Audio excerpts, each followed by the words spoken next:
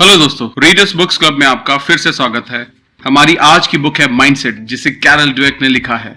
ये एक view offer करती है माइंडसेट को समझने के लिए कि कैसे हम अपने माइंडसेट को बदलकर वो अचीव कर सकते हैं जो हम करना चाहते हैं।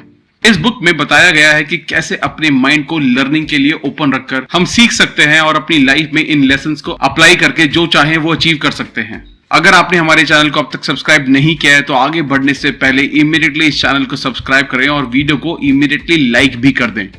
इस बुक की ऑथर हैं कैरल ड्वेक। उनका बर्थ 17 अक्टूबर 1946 में हुआ था। वो एक रिसर्चर और साइकोलॉजिस्ट हैं। उन्होंने कई ऑर्गेनाइजेशंस के साथ काम किया है। उनके रिसर्चेस को New York times, Washington post and the Boston globe में भी अप्रिशिएट किया गया है। उन्होंने माइंडसेट पर बहुत सारी बुक्स लिखी हैं।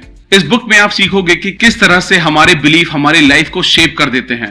आप देखोगे कि महान लोग, चाहे वो स्पोर्ट्स में हो, बिजनेस में या किसी और फील्ड में हो, वो रातों रात सक्सेसफुल नहीं हो गए। हो सकता है कि इनमें से कुछ लोग टैलेंटेड हो, बट सारे के सारे टैलेंटेड नहीं थे। उनका भी किसी वक्त फिक्स्ड माइंडसेट था। ग्रोथ माइंडसेट डेवलप करके उन्होंने ग्रेटनेस को अचीव किया। आप समझोगे कि क्या चीज एक पर्सन को दूसरे से अलग करती है। आप देखोगे कि कैसे माइंडसेट्स हमारी पूरी लाइफ की डायरेक्शन तय करते हैं, फिर चाहे ये नेगेटिव हो या पॉजिटिव। आप ये भी जानोगे कि कैसे एक पॉजिटिव माइंडसेट डेवलप किया जा सकता है। ये बुक बहुत सारे रिसर्च पर बेस्ड है। ऑथर ये भी बताते हैं कि किस तरह हम अपने माइंडसेट को पहचान कर उसको चेंज कर सकते हैं। So let's begin. Chapter 1, mindset. जब ऑथर एक यंग रिसर्चर थे तब वो लोगों के फेलियर पर रिसर्च करते थे कि कैसे लोग फेलियर को हैंडल करते हैं, उनसे डील करते हैं। उन्होंने एक स्कूल के स्टूडेंट्स को कुछ पजल्स दिए सॉल्व करने को। स्टार्टिंग वाली पजल्स काफी इजी थी, बट अगले वाली थोड़ी हार्ड थी। अब जब स्टूडेंट्स थोड़ा परेशान हुए, ऑथर ने उनको नोटिस करना शुरू किया। ऑथर स्टूडेंट्स के बीच में डिफरेंस को एक्सपेक्ट कर रहे थे, बट उन्होंने जो देखा उससे वो शॉक्ड रह गए। हार्ड पजल्स का सामना करने के बाद एक स्टूडेंट खड़ा हुआ और बोला, मुझे ये चैलेंज में मजा आ रहा है। अगला स्टूडेंट भी खड़ा हुआ और उसने भी ऐसा ही कहा। ऑथर शॉक्ड रह गए क्योंकि उन्होंने ये एक्सपेक्ट नहीं किया था। हर एक का कोई रोल मॉडल होता है और अब ये बच्चे ऑथर के रोल मॉडल बन गए थे। अब ऑथर ये समझना चाहते थे कि किस किस माइंडसेट की वजह से बच्चों ने इस फेलियर को एज अ गिफ्ट लिया। बच्चे इस फेलियर से डिस्करेज नहीं हुए। उन्होंने ये सीखा कि वो कुछ सीख रहे हैं। लोगों में इतना अंतर कैसे होता है? जब से ह्यूमैनिटी की शुरुआत हुई है तब से लोग अलग अलग तरीके से सोचते हैं, अलग अलग तरीके से एक्ट करते हैं। सवाल ये है कि क्यों कुछ लोग ज्यादा स्मार्ट होते हैं और बाकी कम, और क्या कुछ ऐसा है जिसने उनको परमानेंटली स्मार्ट बना दिया हो? कुछ एक्सपर्ट्स ने कहा कि ये फिजिकल स्ट्रक्चर की वजह से होता है, like size and shape of skull, genes etcetera. कुछ ने कहा कि जैसा आपका एनवायरनमेंट होता है आप वैसे बन जाते हैं। सेम टाइम कुछ साइंटिस्ट का कहना है कि आपकी कैपेबिलिटी उससे कहीं ज्यादा होती है जितना कि आप सोचते हैं। आपका एनवायरनमेंट जो भी हो, एक्सपीरियंस और ट्रेनिंग से आप काफी आगे जा सकते हैं, सक्सेसफुल हो सकते हैं। The two mindset. ऑथर कहते हैं कि उनके 30 साल की रिसर्च से उन्हें यह पता चला है कि आपका दुनिया को देखने का पॉइंट ऑफ व्यू आपकी लाइफ को डिटरमाइन करता है। बट ये कैसे होता है? कैसे एक सिंपल बिलीफ आपकी पूरी लाइफ को अफेक्ट करता है? आइए जानते हैं। आपका एक माइंडसेट हो सकता है जिसे हम फिक्स्ड माइंडसेट कहेंगे। ये माइंडसेट खुद को प्रूव करने की एक अर्जेंसी क्रिएट करता है। ये समझता है कि आपके पास फिक्स्ड अमाउंट होता है इंटेलिजेंस का, पर्सनालिटी का, और आपको सक्सेसफुल होने के लिए इन चीजों का ज्यादा होना जरूरी है। हम में से कई लोगों को बचपन से ही ये सिखाया गया है कि कैसे हमारे फ्रेंड्स हमसे ज्यादा टैलेंटेड हैं, कैसे किसी का आईक्यू लेवल हमसे ज्यादा है। सब यही कहते हुए पाए जाते थे कि स्मार्ट बनो, डम मत बनो। किसी ने एंजॉय और लर्निंग पर फोकस नहीं किया। हम हमेशा से ही ये चाहते रहे हैं कि हम खुद को करियर में और रिलेशनशिप में प्रूव कर सकें। हर सिचुएशन में हमको हमारे इंटेलिजेंस, पर्सनालिटी, कैरेक्टर के हाई होने को कंफर्म करना पड़ता है। हमारे लिए सिर्फ 2 ही सिचुएशन रहती हैं, या तो सक्सेस या फेलियर। या तो हम स्मार्ट दिखेंगे या फिर डम, या तो हम एक्सेप्ट होंगे या फिर रिजेक्टेड, या तो हम जीतेंगे या फिर हम हारेंगे। दूसरा जो माइंडसेट है वो है ग्रोथ माइंडसेट। इस माइंडसेट के अकॉर्डिंग आप कुछ भी अचीव कर सकते हो, बस आपको थोड़ा हार्ड ट्राई करने की देर है, जोर लगाने की देर है। इस माइंडसेट के अकॉर्डिंग आप एफर्ट्स, स्ट्रैटेजीज और दूसरों की मदद से बहुत कुछ अचीव कर सकते हो।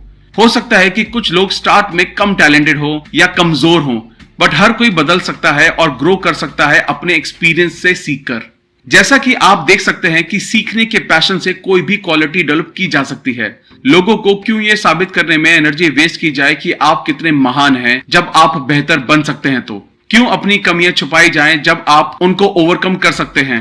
क्यों ऐसे लोगों के साथ रहा जाए जो आपकी सेल्फ एस्टीम को हर्ट करते हैं बजाय उनके जो आपको ग्रो करने के लिए इंस्पायर करते हो?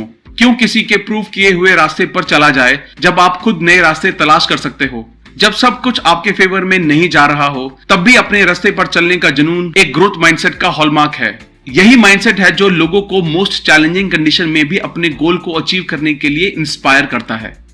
Chapter 2, inside the mindset. जब ऑथर छोटी थी तब वो अपने फ्यूचर पार्टनर के बारे में सोचा करती थी। Tall, handsome, very successful. वो अपने करियर के बारे में भी सोचती थी कि एक ग्लैमरस करियर बट ज्यादा हार्ड नहीं और ना ही रिस्की हो। जब ऑथर बड़ी हुई तो उन्होंने देखा कि उनका बॉयफ्रेंड बहुत अच्छा इंसान है जैसा कि उन्होंने सोचा था, बट अभी भी उसमें कुछ कमियां थी। उसकी जॉब में भी कांस्टेंट चैलेंजेस आते रहते थे। फिर भी ऑथर सेटिस्फाइड थी। क्यों?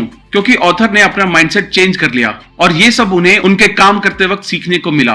उन्होंने देखा कुछ स्टूडेंट्स अपनी एबिलिटी प्रूव करना चाहते थे जबकि कुछ स्टूडेंट्स अपनी एबिलिटी इंप्रूव करना चाहते थे।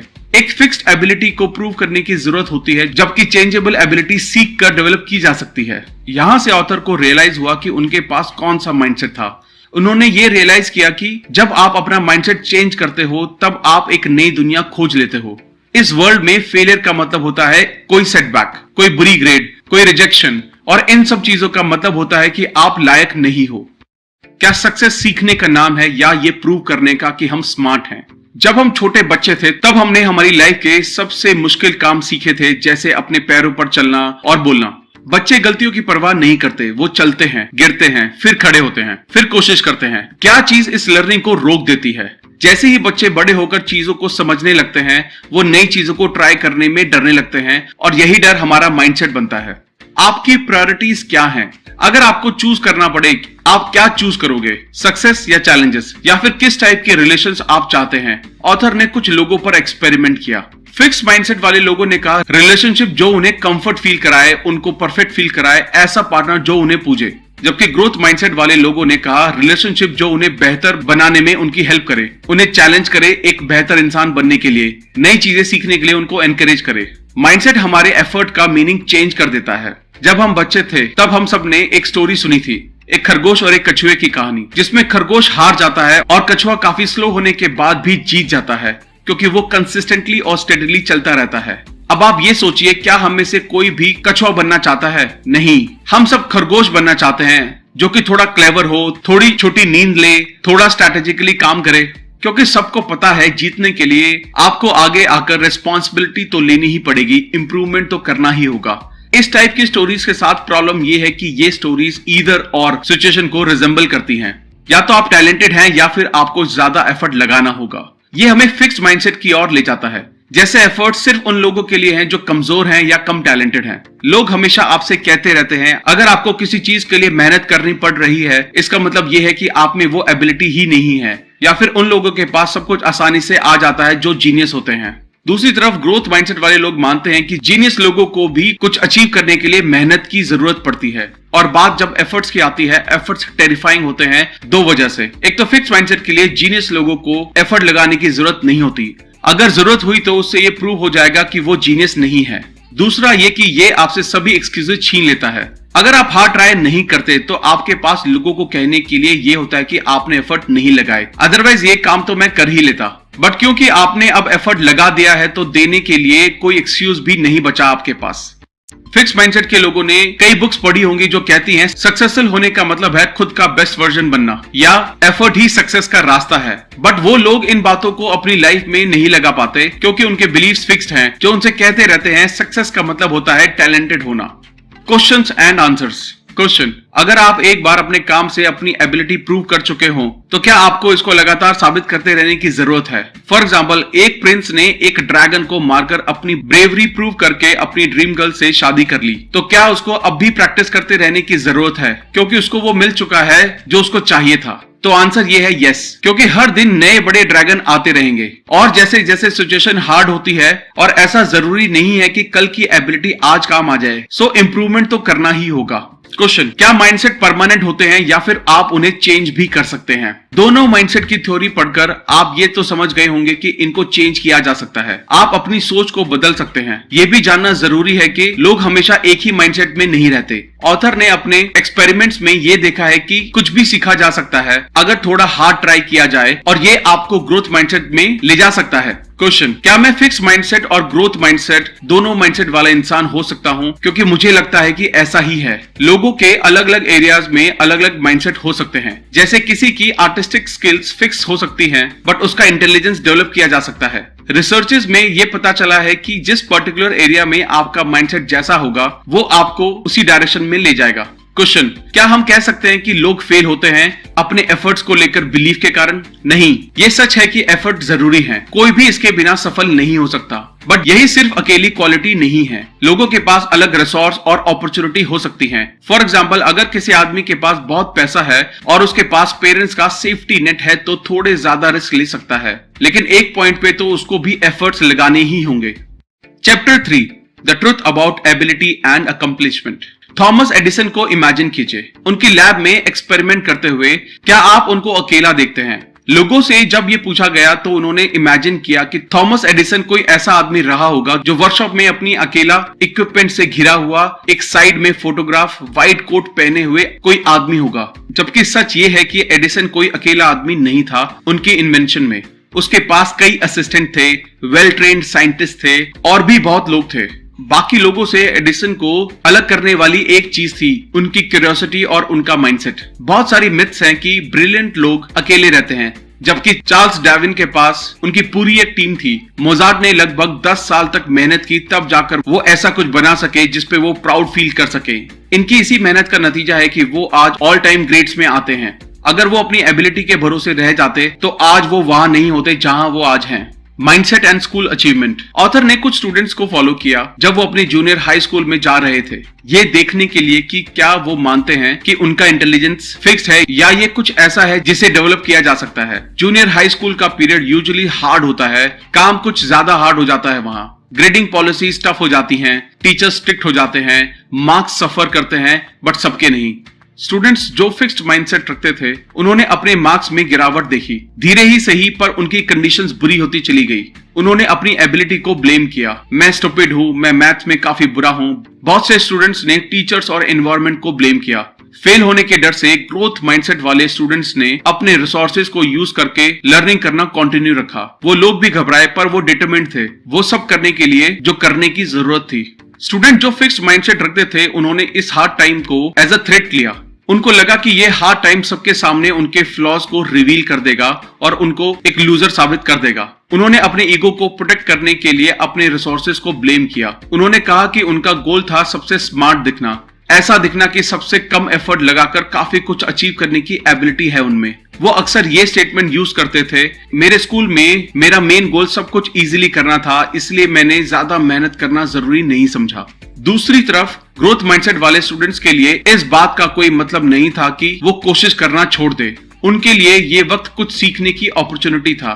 ये वक्त था कुछ नए सब्जेक्ट्स को सीखने का। एक वक्त था ये देखने का कि उन्हें क्या पसंद है और वो फ्यूचर में क्या बन सकते हैं। कंक्लूजन ये है कि हर कोई एक जैसा नहीं है, बट हम सही माइंडसेट रखकर वो सब कुछ अचीव कर सकते हैं जो हम चाहते हैं। क्या आर्टिस्टिक एबिलिटी एक गिफ्ट है? ये एक आम मान्यता है कि इंटेलिजेंस बाय बर्थ होता है, ना कि डेवलप किया जा सकता है। बात अगर आर्टिस्टिक एबिलिटी की होती है, उसके बारे में भी यही कहा जाता है। फॉर एग्जाम्पल, लोग नेचुरली या तो अच्छी ड्राइंग बना लेते हैं या फिर वो नहीं बना पाते। इवन ऑथर भी इस बात को मानती थी। फिर वो एक बूढ़े आदमी से मिली जिसका नाम एडवर्ड था। वो एक ड्राइंग क्लासेस चलाता था। वो अपने क्लाइंट से उल्लू की आर्ट बनवाता था। उन्होंने ऑथर को भी यही करने को बोला। ऑथर ने कुछ ड्राइंग बनाई, फिर एडवर्ड्स ने कुछ लोगों की पहले की और बाद की ड्राइंग दिखाई। ऑथर सरप्राइज हो गई उनको देखकर कि बाद वाली ड्राइंग काफी अच्छी बनी थी। उन्होंने इसके पीछे का राज एडवर्ड से पूछा। एडवर्ड ने कहा, देखने का तरीका। ड्राइंग स्किल्स में इनमें ज्यादा चेंज नहीं आया था। चेंज आया था सही से देखने की वजह से। ड्राइंग के edges, spaces, light, shadow. Drawing सीखने के लिए हर एक कंपोनेंट को डीपली सीखना होता है और फिर उन्हें एक प्रोसेस में डालना होता है जिससे इसे सीखा जा सके। कंक्लूजन ये है कि कुछ लोग किसी चीज को बिना किसी ट्रेनिंग या बहुत कम ट्रेनिंग के साथ कर सकते हैं, बट कोई और भी इस काम को और भी अच्छे तरीके से कर सकता है अगर वो ट्रेनिंग करता रहे तो। प्रेज एंड पॉजिटिव लेबल्स का खतरा। प्रेज कैसे आपकी परफॉर्मेंस को एनहांस या हैम्पर कर सकती है। इसके लिए ऑथर ने कुछ स्टूडेंट्स पर एक एक्सपेरिमेंट किया। उन्होंने हर स्टूडेंट्स को 10 सवालों के सेट दिए सॉल्व करने को। उन्होंने जब अच्छा परफॉर्म किया तो ऑथर ने उन्हें प्रेज किया। ऑथर ने ग्रुप को प्रेज किया, आप सबने बहुत अच्छा परफॉर्म किया, आप सभी टैलेंटेड हैं। फिर उन्होंने दूसरे ग्रुप से कहा, आपने भी बहुत अच्छा किया, आपने बहुत मेहनत की। दोनों ग्रुप टेस्ट से पहले सेम थे, बट बाद में वो अलग हो गए। जिनको तारीफ मिली टैलेंट के लिए, उनमें एक फिक्स्ड माइंडसेट डेवलप हुआ और उनमें ये साइन भी दिखाई दिए। जब ऑथर ने उनको एक नया टास्क दिया तो उन्होंने अपने फ्लॉज रिवील होने के डर से मना कर दिया। जब ऑथर ने यही टास्क ग्रोथ माइंडसेट वाले ग्रुप को दिया, उन्होंने चैलेंज एक्सेप्ट किया। कुछ दिनों बाद ऑथर ने इन सभी को कुछ क्वेश्चन दिए सॉल्व करने को। टैलेंटेड स्टूडेंट्स अच्छा परफॉर्म नहीं कर पाए और वो ये सोचने लगे कि वो अब स्मार्ट नहीं रहे। और ग्रोथ माइंडसेट वाले स्टूडेंट्स के लिए डिफिकल्ट का मतलब होता है ज्यादा एफर्ट लगाओ। उन्होंने इसको एज अ फेलियर नहीं देखा। किसी को प्रेज करने से पहले आप ये जरूर सोचें कि कंस्ट्रक्टिव वे में ही प्रेज किया जाए, ना ही डिस्ट्रक्टिव वे में। नेगेटिव लेबल्स और ये कैसे काम करते हैं। बचपन में ऑथर मैथमेटिक्स में अच्छी थी। हाई स्कूल में उन्होंने 99% स्कोर किया। तब उनके टीचर मिस्टर हेलमैन ने कहा कि लड़कियां मैथ में लड़कों के कंपेयर में अच्छी नहीं होती, और तब से ऑथर के ग्रेड कम होना शुरू हो गए। ना सिर्फ ऑथर बट कुछ और गर्ल्स स्टूडेंट्स के मार्क्स भी कम हुए। तो आपने देखा कैसे एक सिंपल लेबलिंग की लड़कियां मैथ्स में इतनी अच्छी नहीं होती, कैसे इस वजह से लड़कियों की ग्रेड्स कम हुई। और इस बात को साइकोलॉजिस्ट ने भी प्रूव किया है कि नेगेटिव लेबल से अचीवमेंट हार्म होता है। जब स्टीरियोटाइप्स बीच में आता है, वो लोगों को अपने रास्ते से भटका देता है। ये सबके साथ नहीं होता, ये उन लोगों के साथ होता है जिनका फिक्स माइंडसेट होता है। और जब कोई ऐसा बोलता है अपने बारे में, तो अपनी एबिलिटी पर हम खुद सवाल उठाने लगते हैं। जब हमें पॉजिटिव लेबल किया जाता है तो हम इसे खोने से डरते हैं, और जब नेगेटिव लेबल किया जाता है तो आप डर जाते हैं कि कहीं यही तो सच नहीं है। दूसरी तरफ ग्रोथ माइंडसेट वाले लोग मानते हैं कि कोई भी कमी परमानेंट नहीं होती, आप इन्हें ओवरकम कर सकते हैं। कंक्लूजन ये है कि नेगेटिव लेबल से डरे नहीं, ग्रोथ माइंडसेट अपनाएं और कंस्ट्रक्टिव वे में इसे लें। Chapter 4 sports the mindset of a champion. Sports में हर कोई ये मानता है कि टैलेंट गिफ्टेड होता है, इवन एक्सपर्ट्स और कोचेस भी। वो ये मानते हैं कि एथलीट जैसी फिजिक होना, एथलीट के जैसे मूव करना, ये सब नेचुरल होता है। यहाँ एक स्टोरी है बेसबॉल प्लेयर बिली बीन की। वो एक एक्सेप्शनल प्लेयर थे। सब लोग उसे एक नेचुरल टैलेंटेड और फ्यूचर स्टार की तरह देखते थे, बट जैसे ही वो मेजर टूर्नामेंट में गया, उसकी परफॉर्मेंस डिक्लाइन होने लगी। क्या बिली ने अपनी प्रॉब्लम्स को एक कंस्ट्रक्टिव वे में देखा और कोई सॉल्यूशन निकाला? नहीं, ऑफ कोर्स नहीं, क्योंकि ये एक फिक्स माइंडसेट की स्टोरी है। वो ये सोचा करता था कि नेचुरल टैलेंट को कोई भी एफर्ट की जरूरत नहीं है, एफर्ट दूसरों के लिए है। बिली अपने ही टैलेंट्स के जाल में फंस गया था। बिली द प्लेयर कभी भी इस माइंडसेट से नहीं निकल पाया और अपना करियर बर्बाद कर लिया। वहीं पर एक दूसरा प्लेयर था जो बिली के पैरेलल टीम में खेला करता था, लेनी। वो एक ऐसा खिलाड़ी था जिसको कभी किसी ने नेचुरली गिफ्टेड नहीं माना। बिली ने उसको बाद में डिस्क्राइब किया, वो फेलियर का मतलब नहीं जानता था और मैं उसका बिल्कुल अपोजिट था। बिली ने कहा, मैंने ये समझना शुरू किया कि एक बेसबॉल प्लेयर को कैसा होना चाहिए और ऐसा लेनी था, मैं नहीं। एज अ कोच बिली ने रियलाइज किया कि उसका माइंडसेट उसको पीछे ले जा रहा था। उसने ये लर्निंग्स अपनी टीम पर लगाई। वो 2002 में ऑकलैंड एथलेटिक्स का जनरल मैनेजर था। उसकी टीम ने एक सीजन में 103 मैचेस में जीत दर्ज की। उन्होंने टैलेंट नहीं खरीदे थे, उन्होंने माइंडसेट पर काम किया। नेचुरल होने का आइडिया। किसी के शरीर की बनावट दिमाग के बनावट जैसी नहीं होती, क्योंकि ये विजिबली देखी जा सकती है। साइज, शेप, बिल्ड सब विजिबल होते हैं, पर क्या ये सच में इतने मैटर करते हैं? Let's see. Maksi Burgess height 5'3", NBA में बास्केटबॉल खेला। डॉग फ्लेट कम हाइट का क्वार्टरबैक न्यू इंग्लैंड पेट्रॉइट्स के लिए खेला। पेटेग्रे जिसका एक हाथ नहीं था, वो मेजर लीग बेसबॉल खेला। ग्लेन कनिंगम एक पांव जला हुआ और डैमेज होने के बाद भी एक महान रनर बना। और ऐसे कई एग्जाम्पल हैं जो ये प्रूव करते हैं कि फिजिकल अपीयरेंस का परफॉर्मेंस से कोई लेना देना नहीं है। अगर आप कमिटेड हैं और एक ग्रोथ माइंडसेट रखते हैं, तब आप किसी भी हर्डल को ओवरकम कर सकते हैं। माइकल जॉर्डन वो एक नेचुरल एथलीट नहीं थे, बट वो हार्डेस्ट वर्किंग एथलीट थे, शायद स्पोर्ट्स की हिस्ट्री के सबसे hardest working. Success and failures होता क्या है? ग्रोथ माइंडसेट वालों के लिए सक्सेस का मतलब होता है अपना बेस्ट देना, सीखना, सुधार करना, और यही हम चैंपियंस में देखते हैं। जैकी जेनर कहते हैं, एथलेटिक्स का असली मजा हमेशा जीतने में नहीं होता, उनके लिए प्रोसेस का हर पल मजेदार होता है। वो हार को हार की तरह नहीं लेते, वो इसको इम्प्रूवमेंट की एक अपॉर्चुनिटी की तरह लेते हैं। जब वो हारते हैं वो देखते हैं कि कहाँ गलती हुई है और सुधार करते हैं और पहले से ज्यादा काम करते हैं। ग्रोथ माइंडसेट वाले लोग सेटबैक को मोटिवेशन की तरह लेते हैं, एज अ वेकअप कॉल लेते हैं। कंक्लूजन ये है कि जैसा हम देख सकते हैं कि लगातार होने वाले सुधार मैटर करते हैं, सक्सेस तो मिल ही जाती है। हमको अपने फेलियर से सीखने की जरूरत है और इन लेसन्स को अपनी लाइफ में लगाने की जरूरत है। Taking charge of success, success का चार्ज लीजिए। ग्रोथ माइंडसेट वाले लोग अपनी सक्सेस के लिए रिस्पॉन्सिबिलिटी लेते हैं और इसको मेंटेन करते हैं। माइकल जॉर्डन के स्किल्स उसकी एज के साथ कम नहीं हुए। बेशक उसने अपना कुछ स्टेमिना लूज किया, बट उन्होंने और भी ज्यादा मेहनत की और इसको मैनेज किया। मैकनॉय इंग्लिश टेनिस प्लेयर किसी वक्त में गेम को डोमिनेट किया करता था। जब वो फेल हुआ उसने ये नोटिस किया कि वो क्या गलत कर रहा था। उन्होंने दूसरों को ब्लेम करना शुरू कर दिया। ऐसा करके उसने खुद का कुछ भी भला नहीं किया। उसको लगा कि कोई और आकर उसकी ये प्रॉब्लम सॉल्व करेगा। वो सिस्टम पर नाराज हुआ। बट ये आपकी जिंदगी है, आपको इसकी जिम्मेदारी लेनी ही होगी। कभी रिस्पॉन्सिबिलिटी लेने के बारे में सोचा है? नहीं, क्योंकि आप फिक्स माइंडसेट में फंसे हो। आप खुद को एक फिनिश्ड प्रोडक्ट की तरह देखते हो। आप चेंजेस होते हुए नहीं देखना चाहते क्योंकि आप खुद चेंज होने से डरते हो। Chapter 5, business mindset and leadership, Enron and the talented mindset. 2001 में एक कंपनी एनरॉन टैलेंटेड स्टूडेंट्स को हायर करने के लिए जानी जाती थी। फाइनेंशियली सफर करने लगी। हर कोई उम्मीद कर रहा था कि कंपनी की इतनी बुरी हालत नहीं हो सकती, पर फिर भी हुई। क्या ये करप्शन की वजह से था? क्या ये इनकॉम्पिटेंस की वजह से था? एनरॉन ने एक कल्चर बना दिया था टैलेंटेड स्टूडेंट्स को हायर करने का। इसने उन स्टूडेंट्स को फिक्स माइंडसेट डेवलप होने दिया। वो नई चीजें नहीं सीख पाए। एनरॉन की थिंकिंग ये थी कि आपको सक्सेस के लिए टैलेंट माइंडसेट चाहिए, और सच ये है कि इस तरह की सोच के साथ आप मार्केट में आगे नहीं बढ़ सकते। Fixed mindset leaders in action. Warren Bennis leadership गुरु, जिन्होंने दुनिया के ग्रेटेस्ट लीडर्स को स्टडी किया। इनमें से हर एक लीडर में उन्होंने देखा कि कुछ बातें हैं जो इन सब लोगों में हैं। वो लोग खुद को प्रूव करने की कोशिश नहीं करते। वो तो बस वो करते हैं जिसे वो प्यार करते हैं अपने काम से, और इसी बात ने उनकी कंपनी को टॉप पर पहुंचाया। ली लाखों का ऐसे नहीं थे। वो एक फिक्स माइंडसेट वाले पर्सन थे। हेनरी फोर्ड जूनियर के लिए काम करते थे। वो अपने आप को हेनरी फोर्ड के सक्सेसर की तरह देखते थे। बट एक दिन हेनरी फोर्ड ने उन्हें फायर कर दिया। उनका फिक्स माइंडसेट ये एक्सेप्ट नहीं कर पा रहा था। उनका माइंडसेट उनको ये बता रहा था कि वो इतने भी सुपीरियर नहीं हैं, अदरवाइज कोई उनको फायर ही क्यों करता।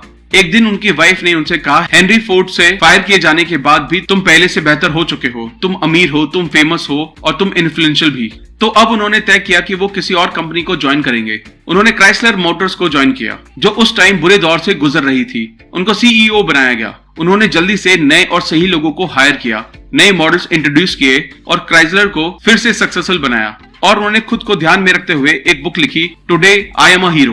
कुछ वक्त बाद क्राइसलर फिर से मुसीबत में पड़ गई। लाखों का फिक्स माइंडसेट खुद को प्रूव करने में लगा रहा।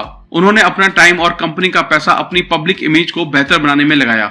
उन्होंने वॉल स्ट्रीट को इंप्रेस करने के लिए और क्राइसलर मोटर्स के स्टॉक्स के प्राइस बढ़ाने के लिए काफी पैसा खर्च किया, जो पैसा नई कार्स के मैन्युफैक्चरिंग पर खर्च होना चाहिए था। वो बस अपनी सीईओ की पोस्ट से बचना चाहते थे ताकि वो दुनिया को ये प्रूव कर सके कि वो एक लूजर नहीं थे। फाइनली जब कंपनी को बचने की कुछ उम्मीद बची थी, तब बोर्ड ने लाखों को बाहर कर दिया। उनके बाद जो सीईओ आया उसने कंपनी को बेहतर चलाया। फिक्स माइंडसेट ये सब कर सकता है। ये कंपनीज को बर्बाद कर सकता है अगर उनका लीडर एक फिक्स माइंडसेट पर्सन है। Growth mindset leaders in action. जब जैक वेल्च ने 1980 में जनरल इलेक्ट्रिक की सीईओ की पोस्ट संभाली, तब कंपनी की वैल्यूएशन $14 बिलियन थी। 20 साल बाद ये वैल्यूएशन बढ़कर $490 बिलियन की हो गई। ये कंपनी वर्ल्ड की सबसे वैल्यूएबल कंपनी बन गई। फॉर्च्यून मैगजीन ने उनके बारे में कहा, most admired studied CEO of his time. But author ने उनके बारे में कुछ और अच्छा पढ़ा न्यूयॉर्क टाइम्स की मैगजीन में, जिसे स्टीव बेनेट ने लिखा था। मैंने एम्प्लॉयज के साथ कैसे बिहेव किया जाता है ये जैक वेल्च से सीखा है अपनी जीई के टेन्योर के दौरान। जैक वेल्च खुद एम्प्लॉयज के पास जाते थे ये देखने के लिए कि क्या चल रहा है। जैक वेल्च का शेड्यूल पैक रहता था। उन्हें कई सारे काम रहते थे, बट उन्होंने लाखों की तरह नहीं किया। उन्होंने कभी भी वर्कर से बात करना और उनमें इंप्रूवमेंट करना नहीं छोड़ा। जैक वेल्च का भी किसी वक्त फिक्स माइंडसेट था। 1971 में जब उनका नाम प्रमोशन के लिए कंसीडर किया गया, जीई के एचआर ने कहा, जैक वेल्च एक एरोगेंट पर्सन है, क्रिटिसिज्म एक्सेप्ट नहीं करते हैं, अपने टैलेंट के ऊपर काफी डिपेंड हैं और हार्ड वर्किंग नहीं है, जो कि अच्छे साइन नहीं है। फॉर्चुनेटली जब जब सक्सेस उनके सर चढ़ी, उन्होंने इसको एक वेकअप कॉल की तरह लिया। उनके एक्सपीरियंस से उन्होंने सीखा कि वो एक गाइड हैं, ना कि एक जज। उन्होंने रियलाइज किया कि लोगों को कंपनी से बाहर करना सही नहीं है, उनकी मिस्टेक्स को इम्प्रूव करके उनको ऊपर ले जाना ज्यादा जरूरी है। और उनकी इन टैक्टिक्स ने जी को आज वहां पहुंचा दिया जहां वो आज है। चैप्टर 6, माइंडसेट इन लव और नॉट। रिलेशनशिप के स्मूथ चलते रहने के बारे में आप क्या सोचते हैं? ये कभी भी स्मूथ नहीं चलती। ये रास्ते डिसअपॉइंटमेंट्स और हार्टब्रेक से भरे पड़े हैं। कुछ लोग इन डिसअपॉइंटमेंट्स को दिल पर ले लेते हैं और फ्यूचर में भी सेटिस्फाइंग रिलेशनशिप नहीं बना पाते। इसके लिए ऑथर ने 100 लोगों पर एक एक्सपेरिमेंट किया और उनसे अपना कोई बुरा एक्सपीरियंस शेयर करने को कहा। लोगों ने अपनी स्टोरी सुनाई। वहां पर दोनों माइंडसेट के लोग थे। जब फिक्स माइंडसेट के लोगों से पूछा गया, उनको जज फील हुआ और रिजेक्टेड भी। उनका सबसे बड़ा गोल होता है अपने एक्स लवर से बदला लेना। ग्रोथ माइंडसेट वाले लोगों के लिए ये समझने के बारे में होता है कि वो माफ करते हैं और आगे बढ़ जाते हैं। ऑल्दो वो भी हर्ट फील करते हैं, बट फिर भी वो इससे सीखते हैं। वो इसको एक सीख की तरह लेते हैं, क्योंकि हर रिलेशनशिप आपको कुछ सिखाती है और सही पार्टनर ढूंढने में आपकी मदद करती है। Mindsets falling in love. अभी तक हमने देखा है कि फिक्स माइंडसेट वाले लोग सोचते हैं कि आपकी क्वालिटीज फिक्स माइंडसेट होती हैं, बट रिलेशनशिप में 3 फैक्टर्स होते हैं, आप, आपका पार्टनर और आपकी रिलेशनशिप। फिक्स माइंडसेट के लिए ये तीनों ही फैक्टर्स परफेक्टली अलाइंड होने चाहिए, बट ग्रोथ माइंडसेट वाले लोग ये मानते हैं कि आप हमेशा क्वालिटी और कैरेक्टर डेवलप कर सकते हो, खुद में, अपने पार्टनर में और अपने रिलेशनशिप में। फिक्स माइंडसेट वाले लोग 2 तरह से सोचते हैं। अगर आपको अपनी रिलेशन पर काम करना पड़े तो ये रिलेशनशिप परफेक्ट नहीं है। इन लोगों के साथ एक समस्या ये है कि इनको लगता है सब चीजें ऑटोमेटिकली ठीक हो जाएंगी। रिलेशनशिप में प्रॉब्लम्स होने का वो ये मतलब लगाते हैं कि उनका पार्टनर फेथफुल नहीं है। The partner as enemy. Fix mindset वाले लोगों के साथ ये प्रॉब्लम होती है कि जब भी रिलेशनशिप में कोई प्रॉब्लम आती है, वो अपने पार्टनर को दुश्मन की तरह ट्रीट करने लगते हैं। जब इनके लिए और चीजें काम नहीं कर रही होती हैं, तो वो किसी और को ब्लेम नहीं कर सकते, बट जब रिलेशनशिप ठीक से काम नहीं कर रही होती है, वो अपने पार्टनर को ब्लेम करते हैं। रिमेंबर, फिक्स माइंडसेट वाले लोगों के लिए किसी को माफ करना कितना मुश्किल होता है। वो लेबल फील करते हैं जब कोई उनको रिजेक्ट कर देता है, बट जब वो अपने पार्टनर को अच्छे पर्सन की तरह देखते हैं तो अपनी रिलेशनशिप में वो खुद को बुरा मानने लगते हैं। वो ये सोचते हैं कि अगर मेरा पार्टनर अच्छा पर्सन है तो फिर ये रिलेशनशिप शायद मेरी ही वजह से प्रॉब्लम में है। यही पेरेंट्स के केस में भी होता है। जब पेरेंट्स सपोर्टिव होते हैं फिर भी बच्चे अच्छा परफॉर्म नहीं कर पाते, तो वो ये सोचने लगते हैं कि मेरे पेरेंट्स तो सपोर्टिव हैं, फिर भी अगर मैं अच्छा नहीं कर पा रहा हूं तो इसमें जरूर ही मुझ में कोई कमी होगी। Competition, who is the greatest. Relationship में अगर आपके पास एक फिक्स माइंडसेट है तो आप खुद को प्रूव करना चाहते हैं अपने पार्टनर के सामने। ऐसे में अपने पार्टनर के साथ कंपटीशन करने लगते हैं, कौन ज्यादा स्मार्ट है, टैलेंटेड है और लाइकेबल है। सुजैन का बॉयफ्रेंड सोचता था कि वो सबका अटेंशन ग्रैब कर लेती है हर एक पार्टी में, और वो खुद को इंफीरियर फील करता था। उन लोगों ने एक कॉन्फ्रेंस अटेंड की। वहां उन्होंने देखा कि सब लोग सुजैन को प्रेस कर रहे हैं। मार्टिन चिढ़ गया। पार्टी फिनिश होने के बाद जब ये दोनों कार में बैठे तब भी ड्राइवर ने सुजैन की ही तारीफ की। मार्टिन और चिढ़ गया। लकीली मार्टिन ज्यादा कॉम्पिटिटिव नहीं था, अदरवाइज सिचुएशन वर्स हो सकती थी। और यहाँ पर फिक्स माइंडसेट ये बात एक्सेप्ट नहीं कर पाता कि आपका पार्टनर आपसे बेहतर है। Developing in relationships. जब लोग रिलेशनशिप में होते हैं उनको अक्सर ऐसा पार्टनर मिलता है जो उनसे अलग होता है। वो ये सीख नहीं पाते कि डिफरेंसेस के साथ कैसे डील करना है। एक अच्छी रिलेशनशिप में लोग ऐसे स्किल्स डेवलप करते हैं, दोनों पार्टनर एक साथ ग्रो करते हैं और रिलेशनशिप बेहतर हो जाती है। Chapter 7, parents, teachers and coaches. Where do mindsets come from. जब पेरेंट्स से पूछा गया तो उन्होंने हमेशा ये कहा, हम अपने बच्चों को ग्रो होते हुए देखना चाहते हैं। हम ऐसा कुछ भी नहीं करेंगे जिससे उनकी स्टडी या लाइफ को नुकसान हो। बट क्या ये सच है? Let's see. कई पेरेंट्स अपने बच्चों के लिए कहते हैं कि उनकी क्वालिटीज परमानेंट हैं और दूसरे बच्चे ब्रिलियंट हैं, पर उनका बच्चा नहीं है। दूसरी तरफ पेरेंट्स तारीफ में कहते हैं कि तुम अच्छी प्रोग्रेस कर रहे हो और हम इससे खुश हैं। यहीं से वो फिक्स माइंडसेट और ग्रोथ माइंडसेट अडॉप्ट करना शुरू कर देते हैं। टीचर्स और कोचेस भी सेम वे में स्टूडेंट्स को ट्रीट करते हैं। Parents and teachers messages about success and failure. तुमने ये सब जल्दी सीख लिया, तुम बहुत स्मार्ट हो, तुम बहुत टैलेंटेड हो, तुमने अच्छा कर दिखाया इतना कम पढ़ने के बाद भी। क्या ये मैसेजेस सपोर्टिव नहीं है? बिल्कुल है, बट जरा इसकी दूसरी साइड भी देखिए। अगर मैं कोई और चीज जल्दी से सीख नहीं पाता, इसका मतलब मैं स्मार्ट नहीं हूँ। अगले किसी टेस्ट में अगर मैं हार्डवर्क से अच्छे मार्क्स नहीं लाता हूँ तो मैं टैलेंटेड नहीं हूँ। ऐसे सपोर्टिव मैसेजेस भी बच्चों को फिक्स माइंडसेट की तरफ ढकेल देते हैं और वो टैलेंट के साथ और भी ज्यादा ऑब्सेस हो जाते हैं। Reassuring children. कैसे बच्चे को किसी टेस्ट या परफॉर्मेंस के पहले सिक्योर फील करवाया जाए। बच्चों को उनके टैलेंट के बारे में रीअश्योर करना बैकफायर कर सकता है। वो इस बात से डरेंगे कि कहीं वो अच्छा परफॉर्म नहीं कर पाए तो लोग उनको लेस टैलेंटेड समझेंगे। अक्सर पेरेंट्स कहते हैं, देखो तुम स्मार्ट हो इसलिए फिक्र करना बंद करो, तुम्हें पता है तुम अच्छा परफॉर्म करोगे। वो सपोर्टिव हैं बट साथ ही साथ डिस्ट्रक्टिव भी। क्या ये एक तरीका हो सकता है? हर कोई हमको जज करेगा बट हम नहीं करेंगे। हमें खुशी है कि तुमने सीखा और तुम अभी भी सीख रहे हो। Constructive criticism more about failure messages. हमने ये कई बार सुना है कंस्ट्रक्टिव क्रिटिसिज्म, बट क्या हम सच में कंस्ट्रक्टिवली क्रिटिसाइज करते हैं? कंस्ट्रक्टिव मीन्स किसी बच्चे की हेल्प करना, किसी प्रॉब्लम को सॉल्व करने में, एक बेटर पर्सन बनने में। यहाँ 2 एग्जाम्पल हैं। बेटे, मुझे बहुत बुरा लगता है जब तुम अपना काम फिनिश नहीं करते। तुम कब तक ये काम फिनिश कर लोगे? या फिर बेटे, क्या कुछ ऐसा है जिसे समझने में मैं तुम्हारी मदद कर सकता हूँ? क्या तुम चाहते हो तुम्हारा असाइनमेंट समझने में मैं तुम्हारी हेल्प करूँ? आपने देखा कि किस तरह कंस्ट्रक्टिव क्रिटिसिज्म किया जा सकता है, और एज अ पेरेंट और एज अ ह्यूमन बीइंग हमें यही करना चाहिए।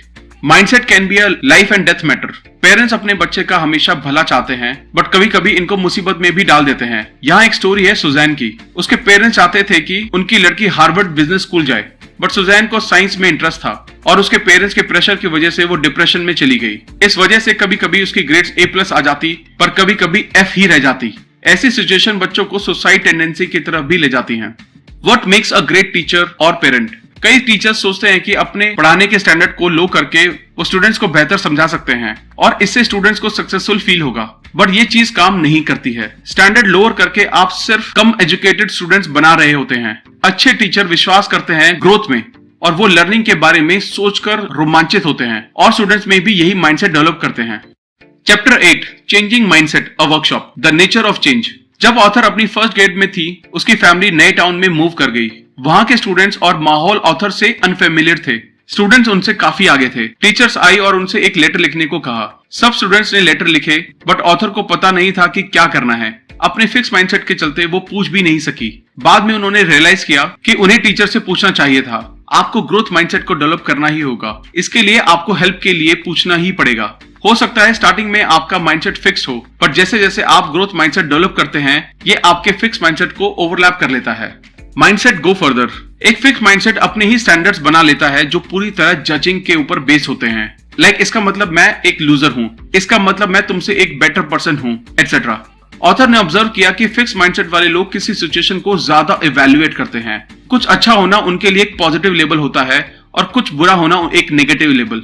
ग्रोथ माइंडसेट वाले लोग लगातार देखते हैं कि क्या हो रहा है, बट वो जज नहीं करते हैं खुद को या किसी और को। वो भी सेंसिटिव होते हैं पॉजिटिव और नेगेटिव इंफॉर्मेशन के लिए, बट वो इन एक्सपीरियंसेस को कंस्ट्रक्टिवली लेते हैं, एक बिल्डिंग ब्लॉक के जैसे मैं क्या सीख सकता हूँ इस सिचुएशन से, मैं कैसे इंप्रूव कर सकता हूँ। A mind workshop. अभी ऐसा वक्त चल रहा है जब स्टूडेंट सबसे ज्यादा प्रॉब्लम फेस कर रहे हैं। कई लोग अपने ब्रेन को एक मिस्ट्री की तरह देखते हैं। उनको ये पता नहीं होता कि ये कैसे काम करता है। कई लोग ये सोचते हैं कि लोग या तो स्मार्ट पैदा होते हैं या एवरेज या फिर डम पैदा होते हैं और पूरी लाइफ ऐसे ही रहते हैं। बट नई रिसर्च से ये शो हुआ है कि ब्रेन एक मसल की तरह होता है। जितना आप इसको यूज करते हैं उतना ये मजबूत होता चला जाता है और ये साइंटिफिकली भी प्रूव हो चुका है। जितना आप सीखते हैं उतना आप बढ़ते हैं। जितना आप इसे चैलेंज करते हैं सीखने के लिए, उतने ही ब्रेन सेल ज्यादा बन जाते हैं। जो टास्क आपको किसी टाइम पर टफ लग रहे होते हैं, वो टास्क अब इजी लगने लगते हैं। People who don't want to change. Entitlement. Fix mindset वाले लोग सोचते हैं कि वो सही हैं, दुनिया को बदलना चाहिए, ना कि उन्हें। वो एक बेटर जॉब, एक बेटर घर, एक बेहतर पार्टनर होना अपना हक समझते हैं। वो ये मानते हैं कि दुनिया को उनकी वर्थ समझकर उन्हें अकॉर्डिंगली सब कुछ दे देना चाहिए। The dilemma. आप सोचते हैं मैं यहाँ ये लो लेवल की जॉब कर रहा हूँ, मैं ये काम करना डिजर्व नहीं करता हूँ, मैं हायर पोस्ट पे होना डिजर्व करता हूँ। आपके बॉस सोचते हैं कि आपका एटीट्यूड सही नहीं है। जब उन्हें किसी हेल्प और रिस्पॉन्सिबिलिटी की जरूरत होती है तब वो आपकी तरफ नहीं देखते हैं। जब प्रमोशन देने का वक्त आता है वो आपको नहीं देते हैं। The reaction of two mindset. वो मुझसे डरता है, आप कड़वाहट में कहते हैं, क्योंकि आपका फिक्स माइंडसेट आपसे ये सब कहता है। आपके दिमाग में लोगों को आपके टैलेंट को पहचानना चाहिए और आपको रिवॉर्ड देना चाहिए, बट जब वो ये नहीं करते हैं तो आप इसको अनफेयर बताते हो। बट जब आप ग्रोथ माइंडसेट अपनाते हैं, आप नए तरीके से सोचने लगते हैं। आप सोचने लगते हैं कि कुछ स्टेप्स को अपनाकर सिचुएशन को अपने फेवर में किया जा सकता है। आप हार्डवर्क करना कंसीडर करते हैं और लोगों के साथ ज्यादा हेल्पफुल होते हैं, तो आप अपने बिजनेस के बारे में बहुत कुछ सीख सकते हैं और एक अच्छा प्रमोशन भी पा सकते हैं। आप इस बात में यकीन करने लगते हैं कि कुछ लोग आगे होते हैं क्योंकि वो अपने काम के लिए कमिटेड होते हैं और एफर्ट्स लगाते हैं। थोड़ा थोड़ा एफर्ट लगाकर वो सिचुएशन को अपने फेवर में ही कर लेते हैं। Thank you guys, I hope ये वीडियो आपको अच्छी लगी होगी। आई होप आप इस वीडियो से बहुत कुछ सीखकर अपने आसपास के लोगों को, अपने आसपास की सिचुएशन को चेंज कर पाएंगे, वो भी सिर्फ अपने माइंडसेट को चेंज करके। अगर आपको ये वीडियो अच्छी लगी तो इमीडिएटली इस चैनल को सब्सक्राइब करें, वीडियो को लाइक और कमेंट करना ना भूलें। और अगर आप हमारे चैनल के साथ कोलैबोरेट करना चाहते हैं तो इमीडिएटली हमें ईमेल करें। थैंक यू सो मच, जल्दी मिलेंगे और भी बेहतर वीडियो के साथ। Thank you.